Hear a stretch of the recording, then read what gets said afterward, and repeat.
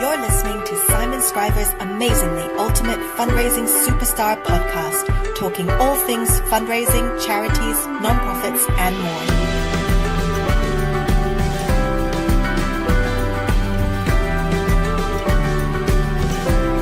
Here's your host, as always, Simon Scriver. What's up, yo? You're very welcome to another fundraising podcast, and today is a very special one because we have a super special guest to chat to. You might know him as an infamous fundraiser. You might know him as a legend. You might know him as a hero. And I know him as Stephen George. You're very welcome, Stephen George. Thank you so much for being on here today. So how did you actually get into fundraising? Did you fall into it like most people?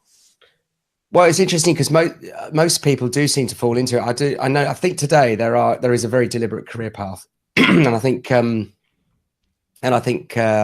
it's interesting watching whether or not that's changed. People do choose it as a career or profession.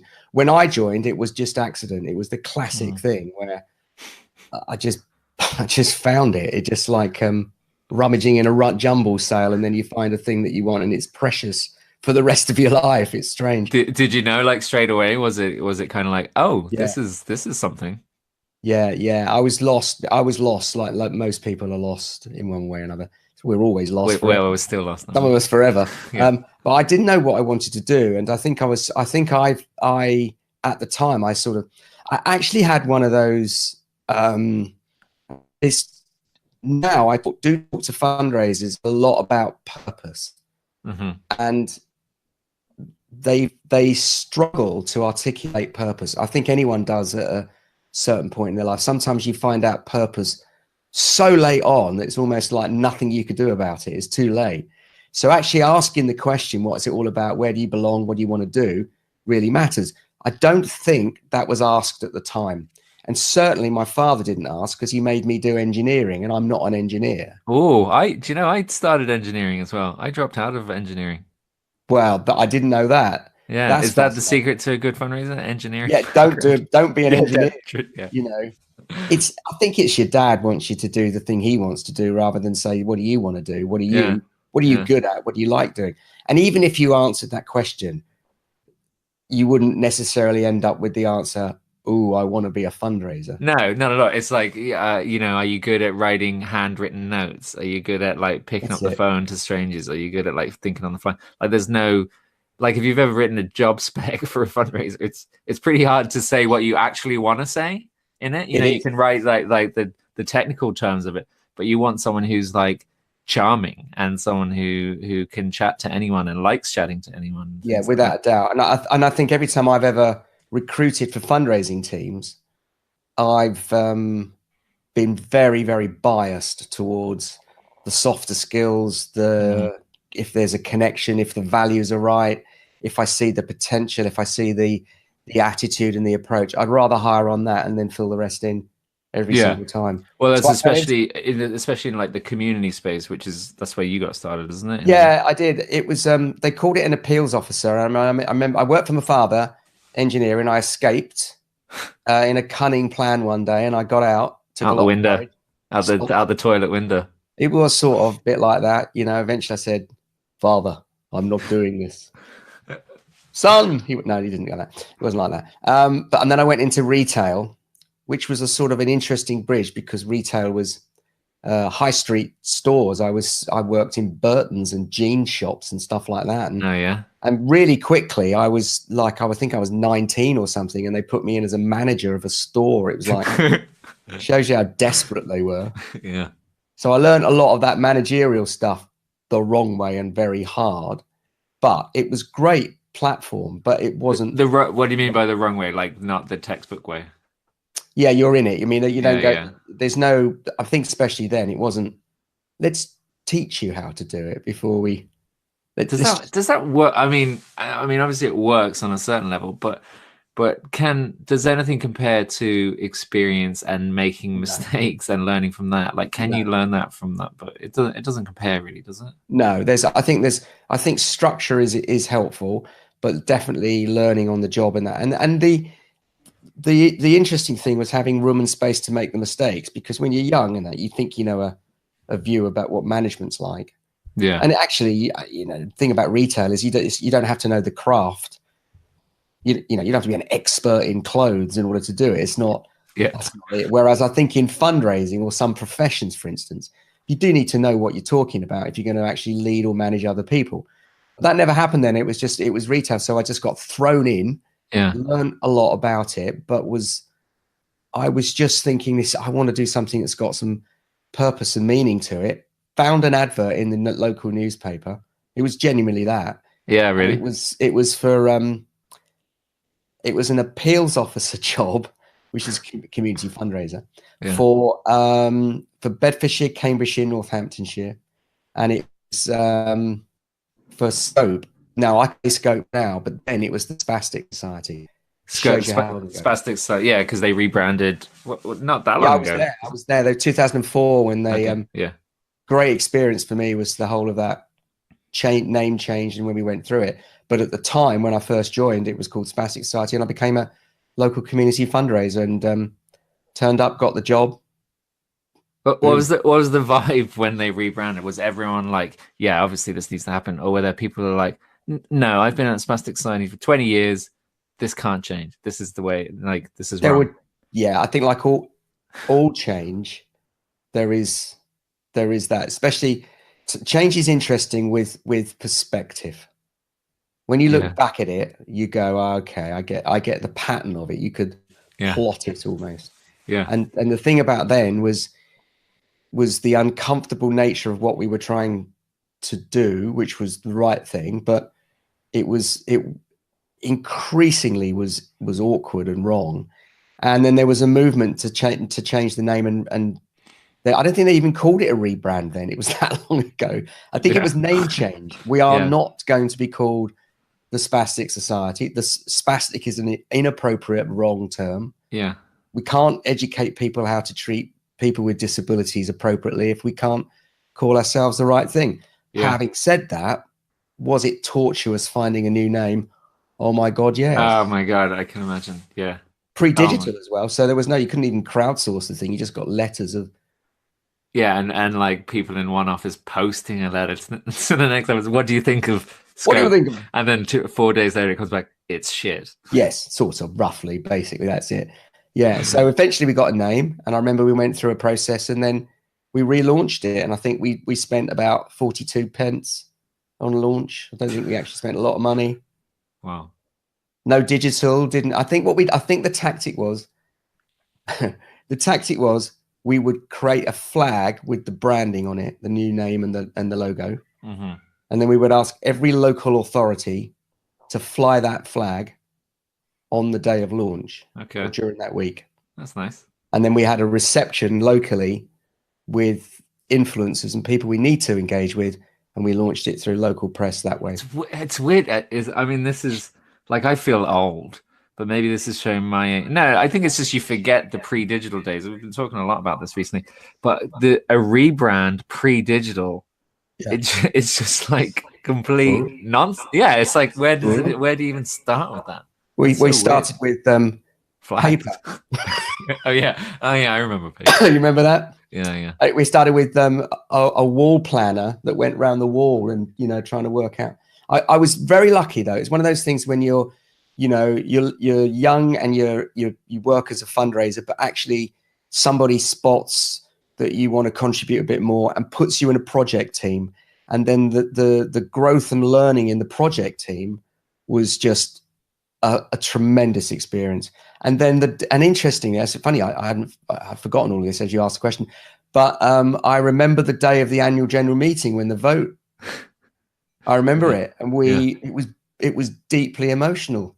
It was a victory, It was one of those things we leapt around. Everybody was. Yeah, really. It was an ecstatic moment of change. We're not dishonoring the past. That was the thing. Yeah, I mean, it's a victory, but there must still feel like a feeling of maybe loss is too strong a word, but like closing that book must be emotional for people who there. I mean, I don't know if they're there from the beginning. I don't know how old the organization is, but people who've been there a significant amount of time. It was 1952. It was, it was one of the dominant British charities. It had this thing called, it's difficult to actually say the phrase these days. Spastics pools. Okay. So its model used to be door to door. Oh, okay. Funny that, isn't it? Yeah. Door to door Well, that with a still value works. exchange, which was effectively a lottery type pools. Okay. thing. And the man from Spastics Pools would turn up, Wow. and you'd buy a ticket, and they made huge amounts of money in the 50s and 60s. Wow. And bought property, and they had residential sites. So of course it was a completely different beast. That's interesting. And you were there for it. I mean, you said something interesting there, that you were lucky that someone spotted it. But I mean, I'm a big believer, like, the harder you work, the luckier you get. You obviously have put your hand up for it. You obviously, the enthusiasm was there coming from you, that people thought you'd be involved in it. And you can see that in your career. You've been kind of in a significant place, not the right place at the right time, but a significant place. You've put yourself in that position quite a lot, haven't you? I mean, the thing that comes to mind is the NSPCC, the Full Stop appeal. You were there for that as well. I was lucky again. Well, that was a bit of luck, really, and again, but when I was there, and you're in that moment, I think you realize you're in a moment, and you think, what a chance this is. Do you, or is that hindsight? Is that looking back? Well, I think I didn't go. When I got the NSPC, when I worked at the NSPCC, we were, I joined, I think 6 months before. I think it was 6 months before the actual Full Stop appeal launched. Mm-hmm. And do you know what? I just, again, I think looking back, and I think, talk about learning on the go and on the job. Yeah. And what was interesting was lots of people at the time, because nobody had ever really done that. Yeah. Giles was just remarkable. He'd done it once in 1984. He just took the organization from, he believed in this step change approach, that you do something extraordinary and stretch yourself. Like that's the thing for people who aren't aware of it. It's this big hairy goal, isn't it? Like a big, completely just awe-inspiring goal that we're all going to get behind. Yeah, I think the problem now today, if I'm honest, is what people are doing is misunderstanding that. So that's now translated into fundraising director who's required to treble their income by next Thursday, which is silly and stupid and impossible and not realistic, as opposed to an aspiration of trying to see what we could do to end cruelty to children, because theoretically it was possible, which is good enough. And without, if you don't try, what's the point in anything, really? So we had a pop at it. And when I look at more than a pop, I mean, I think, actually, again, that's a hindsight moment. I think anyone who worked on Full Stop appeal, because, we were just at IFC last week in Amsterdam. And of course, that's like some sort of everybody meets everybody. It's like, reunion kind of time, even at gala evening when you're dressed in stuff you shouldn't. But whatever you are, you meet these people. And I remember last week, and it's interesting, there were 5 senior directors, development directors who were during Full Stop, who were there, Tim, Kath, Marcus. We were all, and often when we look at it, we think, what a ride. What a... Like I get this image, like it's like this movie, like an emotional movie at the end, and you just look at each other from across the room, with the nod and the tear in the eye, and the music rises. The music often emerges just at that period, but we just know, and it was difficult, and it was hard, and it was messy, and it was great. It was just great, and we made lots of mistakes and daft things, and things that were just not feasible at the time. Yeah, I remember one thing. We actually had a project called Project Swipe. I think it's Project Swipe.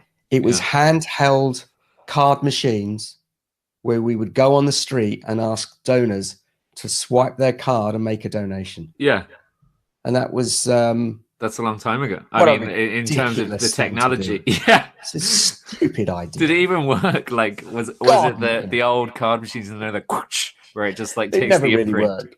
It never really worked, and they turned up with the tech, and it never really. But when you look at it, you think, we had a go at that. Well, it has to start there. I mean, any tech, anything great has to start with a mess. It was, but it was great. We had a go at it, and I think what was interesting looking at it was. There was an aspiration, and you said something about have it put in your hand and having to go. I think everyone I think the experience in that was that people did lean in. I know the phrase "lean in" now is a yeah. in commercial. I'm trying to lean out. Trying to lean over.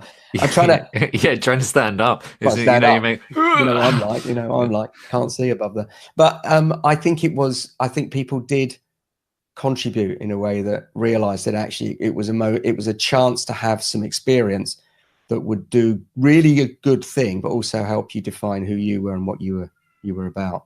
It was great. It was an amazing experience. It's really lovely. And I know on like Sophie, on the website sophie.org, there's a great type up by Giles about really from start to finish about it. It's a really good read. It's really good. And he's and I think the thing now is that I think now people are trying to sometimes over-engineer stuff. Yeah. I don't think it was an over-engineered aspiration. We know morally now, we've got evidence that says this is the right thing to do. It's the millennium. We need something big. We will go for step change. Come with us on this aspirational journey. And do you know what? I'd rather do that and fail than sneak along at the bottom on 0.3% incremental increase year after year. Yeah. Boring. So when did you start kind of training people? Because that's your bag now. You're known as the trainer, the good leader trainer. I mean, when did you first manage people? When did you start training people? Well, I've always been interested in personal development. I think I've always been interested in building team. I think if anything, the thing I miss probably now, which I gain a lot in what I'm doing because I'm by myself now and I can pick and choose who I work with and what I do, and I sort of like that. But if I'm honest, the thing I miss is sometimes belonging somewhere where you could build a team with a big project. So for me, during all of that time, I think I had moments where I picked teams or I was able to build teams. I remember a team I picked once in when I was at Scope and that, and I led it wrong. I was wrong. It was interesting. I just was wrong in the way I did it. But without knowing that, without having gone through it, you can't then get it right. But I had more right teams than I had wrong. So I learned about the mix and the balance, and I learned about what people needed and what they needed in a leader to be able to be okay and excel. And a lot of energy went into helping them achieve. And I think, whereas a lot of directors and managers, I think, spend so much time managing up and above, but they don't spend enough time with along and below in order, actually you have a lot more chance to succeed if those guys can do it. And you need to look after them. I took a lot of tough stuff. I mean, it's not like, those things, you have to. We did a session at IFC last week. We talked about culture, and the panel that I was sort of chairing, and, Julia was talking about the need to be tough and to move the people out who are not going to contribute and can't do the job well or right and don't want to. Yeah. So they undermine the others. And so I think what happened is when you learn to be tough at that end of it, but concentrate on the core of people who want to do well and then pay attention, that for me was where I learned development and how to develop people. And then in a sort of capacity of being young enough to take some of the career that the experience that I've got and still have enough energy to go and share it with people, but old enough to have enough to be able to give out. It was just at that pivotal moment. And that's why the natural place for me was to sort of take that experience and try and help other people. It's more coaching, interestingly, that I do, I think, than I sort of don't really like the phrase consultancy. I struggle with it a little bit. It looks like, do you get that? Yeah, no, I get it. I mean, all those words, even coaching, I have trouble with. I mean, I coach people as well. And I mean, it doesn't, I don't know. It's just all the stuff that goes with that word. Yeah, it's weird. Like, I think we had this conversation before, like on my business card, there is no job title because it's just hard to kind of define what it is because different people need different things at different times. And you're going in just to try and complement that. Probably you and I probably don't like, we probably get a little uncomfortable with the label. I think, it's almost, a little bit of imposter syndrome. So I sort of still struggle with it. Yeah. God, can't possibly call me a coach.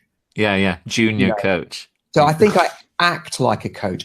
The action I deliver is a coach. Yeah, I can see that. I take, learn, and develop, and I give enough of my knowledge, but I like the process that people go through when they get a chance to just themselves shine. And then if I can be a catalyst for that, that's great.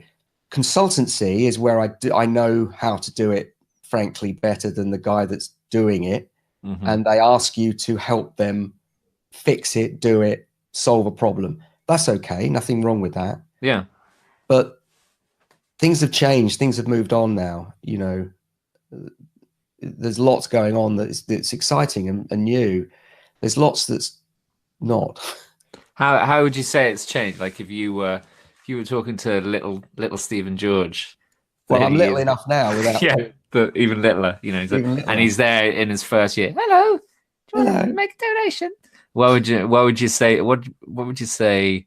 I mean, what's the advice you'd give? How would you describe where this sector has gone? I mean, has it? Obviously, tech has changed and things like that, but has it changed in the last 30 years? I think it's definitely changed. I think the people have changed. What way have the people changed? I think we seem to have just become risk averse. Really?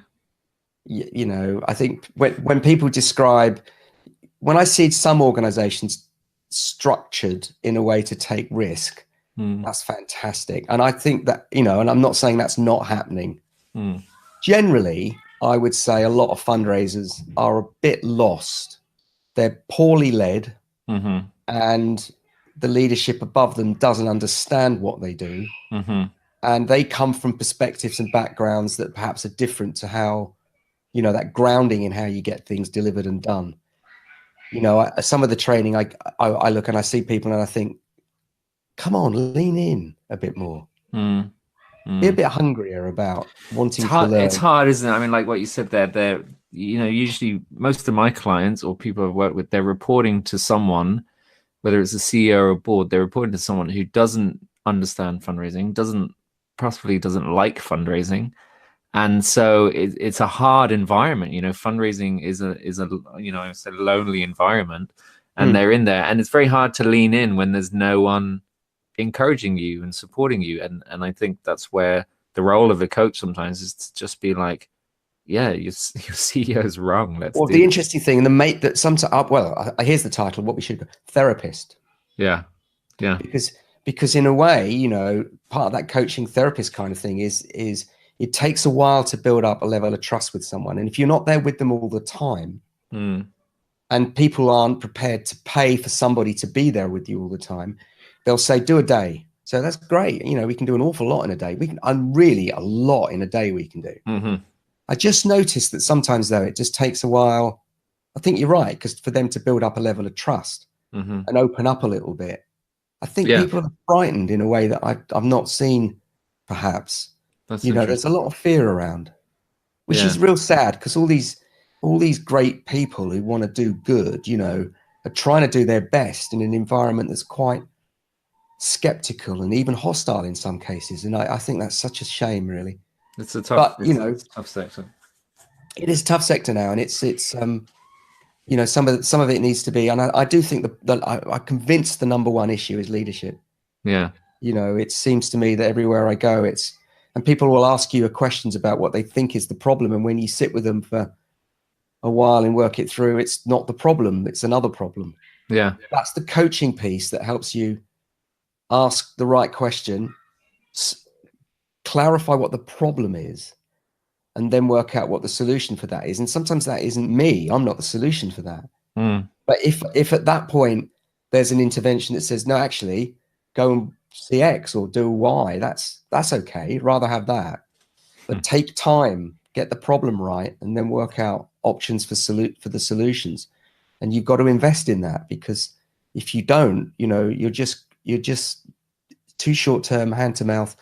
And it stresses people, and then they leave, and then you have to find other people. And we all know at the moment that's a hard thing to do. Yeah. Have you seen good people leave in your time? I imagine you've seen a lot of people leave the sector. Loads. Which is why, back to the point about hiring people in teams and that, I miss that moment of the construction of a team. I miss the moment when you're sort of sitting in a coffee shop without HR leering over your shoulder and that. Yeah. And you're saying, I want to work with you. Will you come with me on this? Da, da, da, da, And the music da, starts. Yeah. Yeah. And you do Da, that and you think, and big you see hand them grab go, like from Predator. Yeah. Yeah. There's so many movie analogies. But Yeah. Sorry. so many. Oh my God, we could have so much fun with that. Yeah. But but they look at you and they think, yeah, I wouldn't mind that. Yeah, come on. Yeah. Let's go on that. And then you get some energy from them and then from you. And then it becomes a ride, a journey. And then I think that's the bit that's powerful. Well, I mean, I can imagine that's something you do very well. I mean, we haven't really worked together, but we've spoken at a lot of conferences together, and you know, energy, you're energetic and passionate, and you're a great speaker. You're a fantastic speaker. I love it. Thank you. And it gets everyone buzzed up. And that's why I think you're an important part of the sector. I know you used to be vice chair at IOF, at the Institute of Fundraising. And it's great to have people like you in those positions, because it trickles down, doesn't it? Like that's their role, is to motivate fundraisers and educate fundraisers and get them excited to be doing what they're doing. Yeah, I think so. I mean, I've always been a fan of the grassroots of the IOF. I've always connected with them. You know, I think I make a point of attending if I can, or offering to speak or contribute to the regional conferences. And they're great. They get great speakers, and they're nice and intimate, and they're really good stuff. Wait, my son has just run into me. Get out! What are you doing, Harrison? Harrison, get out! I'm on a call. It's like the BBC moment. Yeah, this is crazy. What are you doing? All right. You idiot. Can you close the door? Yeah, school holidays. Yeah, those are the days. Yeah, we're going to need NSPCC in a second. The other big part of your career seems to be, you know, there's the leadership strand, but there's also the legacy strand. You are the legacy guy, aren't you? No, there's no, I wouldn't say that. I would say I am a legacy guy, along with, there are several who have got great experience in it. And I wouldn't, you know, I think I have a unique perspective in it. Again, I was an unlucky moment. It was this, you know, I took on legacies at the NSPCC at a time when Full Stop had finished, and I just had a chance to, again, you know, that shows you how things have changed, because that's to do with leadership and good enough. Yeah. Because I think, so they said to me, so I was director of community appeals during Full Stop, and which was great. And then we reorganized, then Childline joined, and then we went through a restructure, and we picked out the strategic areas that we were going to go for. And then we all stepped back. And then in the step back, Giles and Tim went through the process of, you know, working out, they knew what they wanted to do, you know, and for me, that meant actually, that was the moment probably to step back. The right thing to have done would have been step back from community and major gift, high value work. That for me would have been, but I was quite wedded to it. But then there was this legacy chance, and I think they wanted a refreshing new perspective on it, and that was the chance. So the brief essentially was, we will invest in this, we will give it senior position in the organization, we will ask you to lead it, but don't do what everyone else has done. Go and have a proper look, in the spirit of that time of the NSPCC, where it was an amazing brief. Yeah, wow. Hardly ever happens, you know. So I did that, and I remember going, I do tell this story a lot, that I was sort of lost really about, again, you know, I was wandering around going, I don't know what to do. You know, to be honest with you, stands. Legacies, good God. This trustee said to me once, legacies, good God, how dull. Literally. And I thought, that sums it up, you know, that was a difficult. So I had a chance to do it, but I genuinely didn't know what I could do with it, because I couldn't, all I could see was people talking legalities. Yeah. It's writing death, isn't it? But God, it's changed, hasn't it? It's changed in the last decade. It's tremendously different, you know. But then, even then, that was only 10 years ago. It wasn't that long, really. 10 years or so ago. It was only that time, you know. So I had a moment where I went and I realized that the thing I could probably do better in it, that perhaps maybe some can do, is if I can join the emotional dots, if I can make the emotional connections, which is universal, that everyone has, then we can get legacies on the map in a way that we've not done before. And so I was, again, that was a moment. So I took it and it was great. And then I was chair of Remember Charity for that period as well, at a parallel moment. And we ran, in a sense, the two parts of the campaign as we developed a behavioural change model, both internally in the NSPCC and externally with the Remember Charity campaign, where we invested in digital, we invested in television, we invested in getting people talking about a subject that most people wouldn't engage with or talk with. And that became, again, the pivotal difference is we focused on engagement and conversations.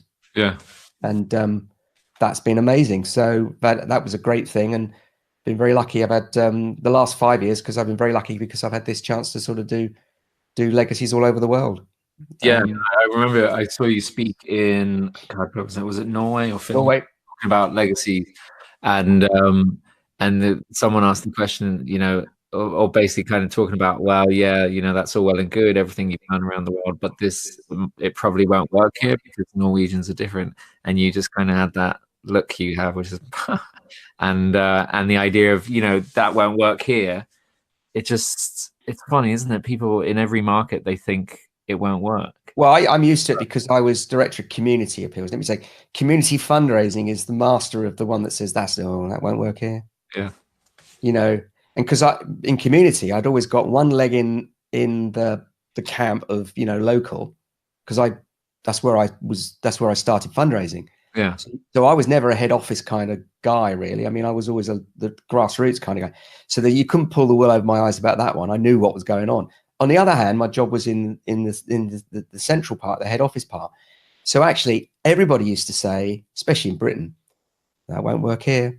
Yeah. But when we did the legacies globally, we knew that countries would say, and obviously you've got legal systems and whole different cultural approaches to it. Yeah.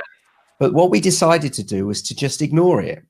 We just ignored it. We thought, what's the thing that is above it, that binds it together, that binds us together, is levels of human behavior that are largely the same, tempered by culture. That's true. Tempered by legal systems. If I'll give you an example, we know that human beings give instinctively, when they think about their life and what they want, what's after them, want to hand on to those things they've loved, family, friends, causes that is universal. And manifests itself in pretty well every major religion, in every culture. It manifests itself in the law,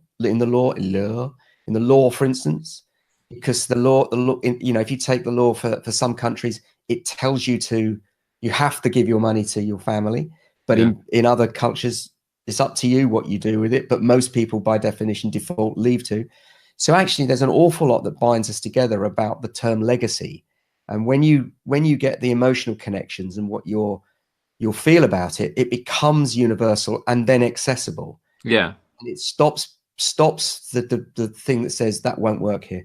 Yeah, and then you adapt in different countries. You adapt to the different technical side of it, the legal side, the process side, how it works. And I think that would hold true with every fundraise, every bit of fundraising everywhere.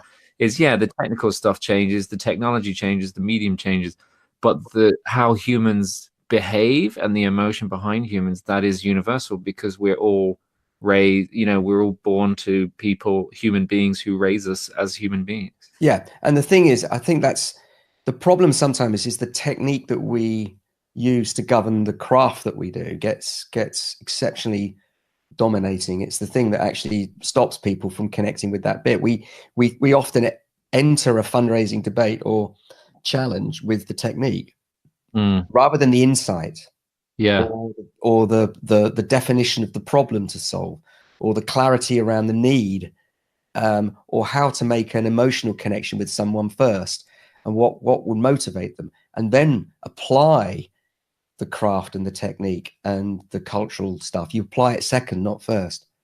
That's interesting. But that's all to do with that learning sense. So it's been great. That's been really interesting. It's been a wild ride. And are you happy now doing what you're doing? Traveling around the world, superstar. No, I'll be meeting me in different countries. I know we keep it. The weird thing is bumping into people in other parts of the world. It's like, well, how the world has changed, hasn't it? Right. Oh, fancy seeing you. Whereas it used to be a conference in Luton or, up the road in Manchester or somewhere, where actual fact, I do think what's happening is globally, a lot of, we've got a great global community of fundraisers now. Yeah. In a way and the technology allows us to share and exchange. I think it's interesting that I count close friends who are actually on other continents now, all over Yeah, that's lovely. Which is and really rooted in a real passion for wanting to change and do good, and sort of they've got the right order of that, and I think that's a lovely thing to have. Now that needs to flow back down into, certainly in the UK. That's an inspiring thing for those younger fundraisers who want to do well and belong. My message to them would be just lean in a bit more. Come on, stop looking for templates. Yeah, that's nice. That's what you'd say to little Stephen George. Well, steps. I'd stop looking at. Think if steps are great. I love. Here's 6 steps to so and so. I think I can cut through by simplifying it and giving people shortcuts. But it's not a substitute for you understanding what the shortcuts mean. Yeah, that's nice. If you don't get it, the shortcuts can help you get there faster. And I can give you some experience, not my experience, wisdom from other people who've made mistakes. You bring it together in a way. Well, actually, this is a solution for you. You don't have to overthink it, but you have to understand it. Yeah. And then you're self-sufficient. You can go on and get on and do amazing things. That's cool. All right. There's lots more about your career I want to know, but I've kept you too long, so I might get you back on another day if you're there. If you're anytime, sir. Let's do it from Arctic next time or somewhere. And you have your own podcast, the Good Leaders podcast, which I've had a little gap recently, which is a bit of busy, and that's I'm going to go back and to do some of that. Good, because I like it. It's great. Yeah, I'm hoping to get some people lined up for the next sort of round of it, and get a bit more of that out there. But yeah, busy as always. Yeah, so people can find the Good Leaders podcast. Where can they find you online? Well, I got just changed the website, so stephenwgeorge.com, because if you type stephenwgeorge.com, W means William. I have to say W because the domain name for Stephen George, unfortunately, is a estate agent in somewhere which is very annoying. So what a prick. Stephen, you should get him on the podcast and I should do. We should exchange tips. So stephenwgeorge.com. stephenwgeorge.com. Very and good. Good Leaders on iTunes as well. And then you're all over LinkedIn and Twitter and probably coming to an event near whoever's listening to this, because you're all over the place. I really hope so. It's great. I love seeing you speak. I always enjoy it, and I love seeing you. It's great to see you, Stephen. And you. Great to hear from you. Thank you so much. It's been great. Yeah, cool. All right, check out Stephen, and that's it. Take care, Stephen. All the best. Cheers. Bye. You've been listening to Simon Scriver's Amazingly Ultimate Fundraising Superstar podcast. Don't forget to subscribe and head over to changefundraising.com to learn more or get in touch with Simon. Or don't. Whatever. You're big enough to